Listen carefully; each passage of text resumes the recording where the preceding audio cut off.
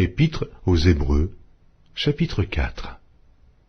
Craignons donc, tandis que la promesse d'entrer dans son repos subsiste encore, qu'aucun de vous ne paraisse être venu trop tard. Car cette bonne nouvelle nous a été annoncée aussi bien qu'à eux, mais la parole qui leur fut annoncée ne leur servit de rien, parce qu'elle ne trouva pas de la foi chez ceux qui l'entendirent. Pour nous qui avons cru, nous entrons dans le repos selon qu'il dit « Je jurai dans ma colère, ils n'entreront pas dans mon repos ». Il dit cela quoique ses œuvres eussent été achevées depuis la création du monde. Car il a parlé quelque part ainsi du septième jour.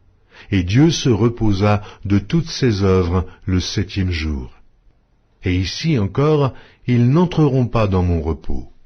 Or, puisqu'il est encore réservé à quelques-uns d'y entrer, et que ceux à qui d'abord la promesse a été faite n'y sont pas entrés à cause de leur désobéissance, Dieu fixe de nouveau un jour aujourd'hui, en disant dans David, « Si longtemps après, comme il est dit plus haut, aujourd'hui, si vous entendez sa voix, n'endurcissez pas vos cœurs.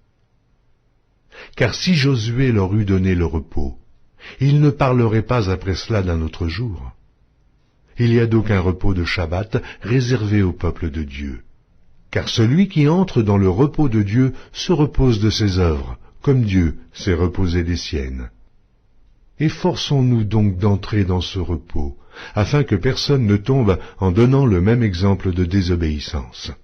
Car la parole de Dieu est vivante et efficace, plus tranchante qu'une épée quelconque à deux tranchants, pénétrante jusqu'à partager âme et esprit, jointures et moelles. Elle juge les sentiments et les pensées du cœur.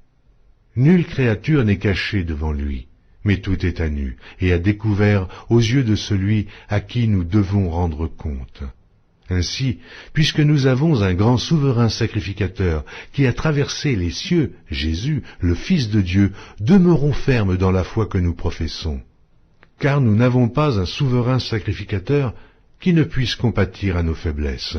Au contraire, il a été tenté comme nous, en toutes choses, sans commettre de péché. Approchons-nous donc avec assurance du trône de la grâce, afin d'obtenir miséricorde et de trouver grâce pour être secourus dans nos besoins.